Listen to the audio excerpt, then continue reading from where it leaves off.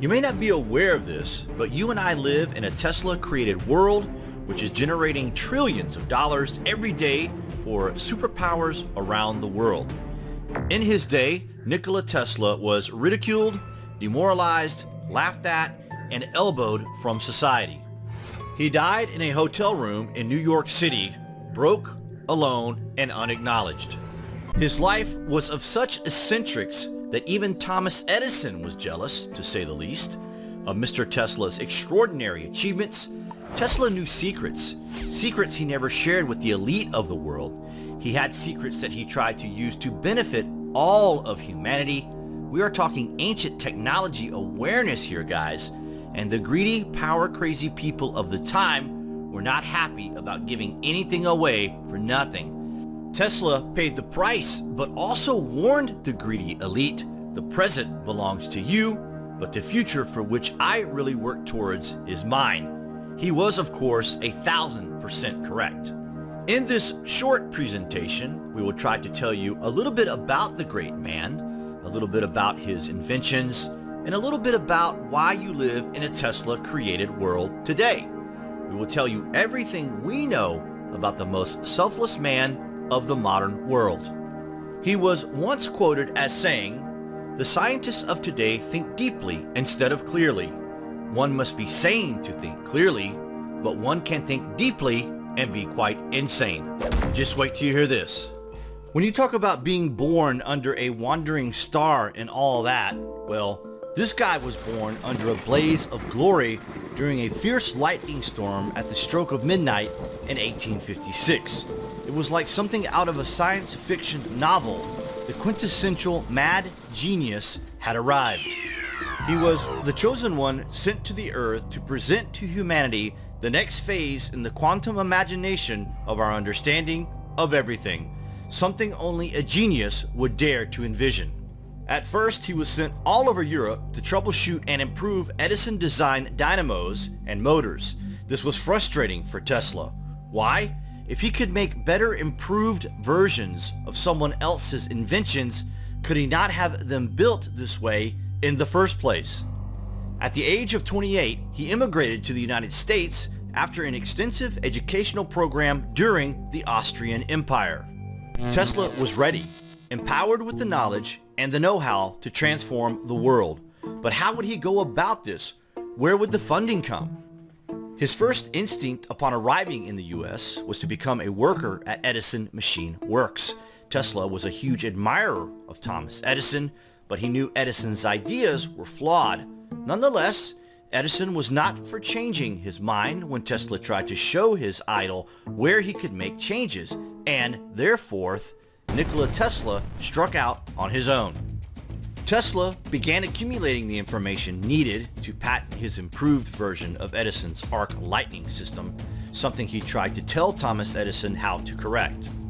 In March 1885, he met with patent attorney Lemuel Sorel, the same attorney used by Edison, to obtain help with submitting the patents.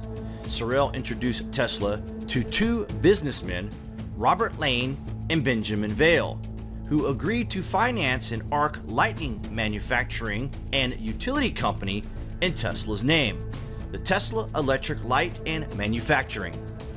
Once Tesla had the company up and running, the two businessmen abandoned the great inventor, changed the company's name, and left the man with no money. This was only the first in a succession of betrayals, but by this time, Tesla had already came up with ideas for alternating current motors and wireless energy.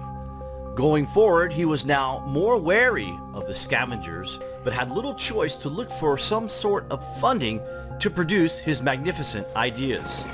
During this period, Tesla was reduced to working various electrical repair jobs for $1 per day.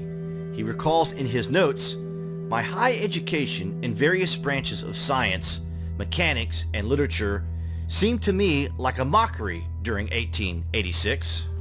This was a trying time for a man who had the ideas in his head that could transform the world, yet he seemed to be going nowhere.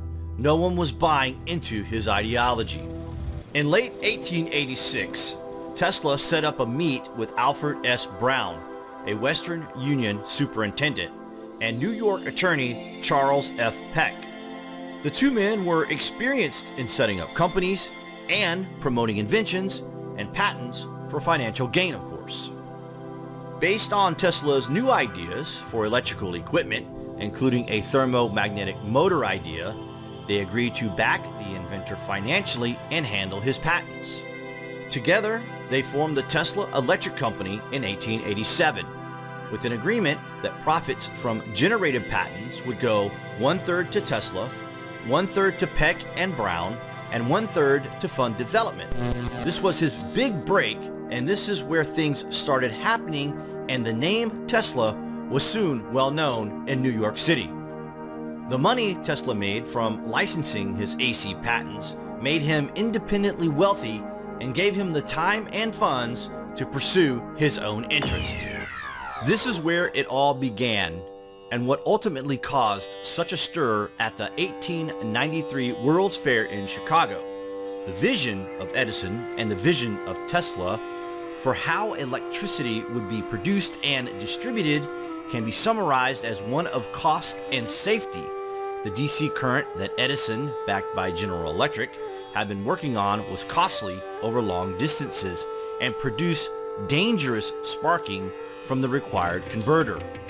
Regardless, Edison and his backers utilized the general dangers of electric current to instill fear in Nikola Tesla's alternative alternating current, trying to ridicule Tesla in a world where Edison held a monopoly over the inventing and newspaper pull.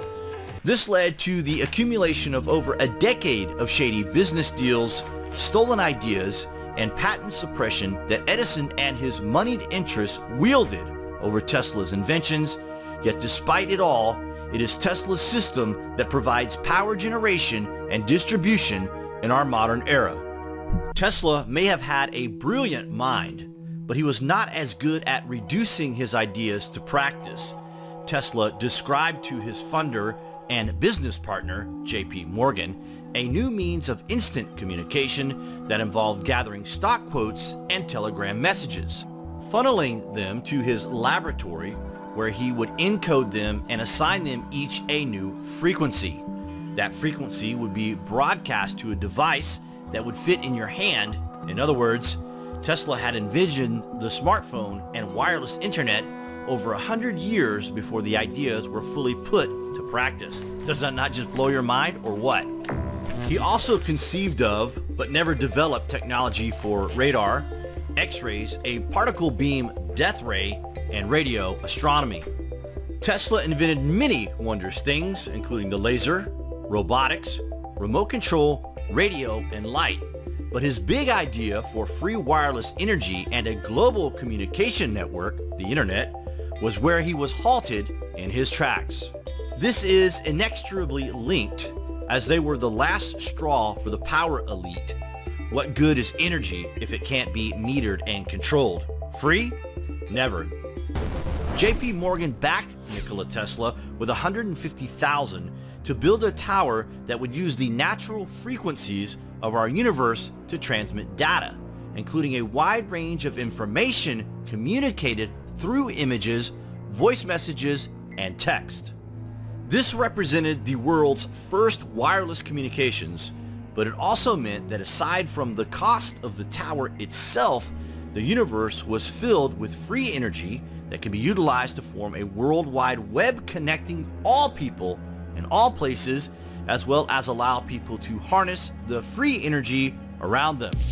Essentially, the zeros and ones of the universe are embedded in the fabric of existence for each of us to access as needed.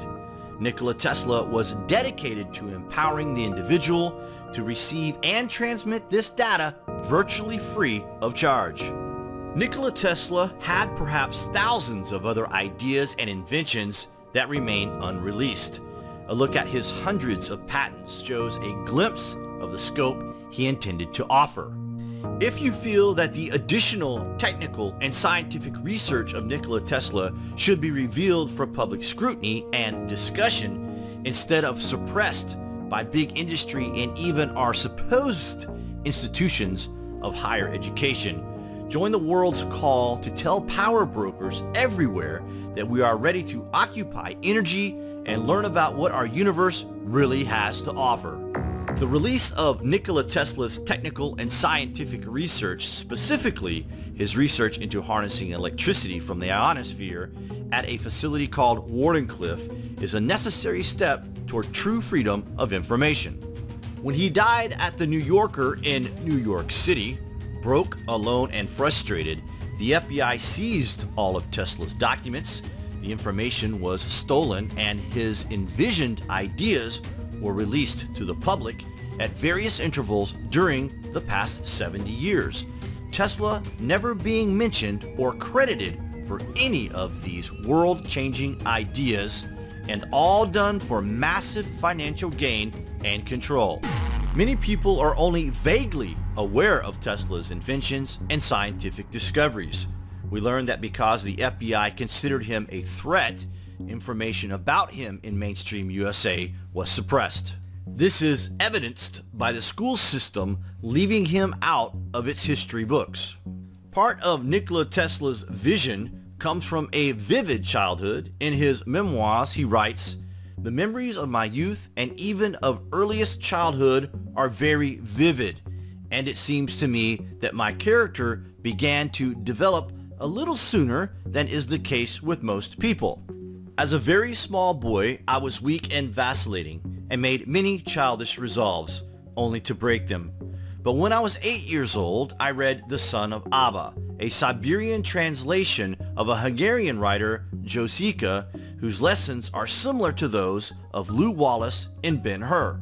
This book awakened my willpower.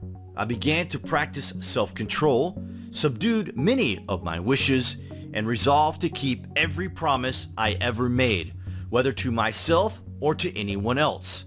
The members of my family were not long in learning that if I promised a thing, then I would do it."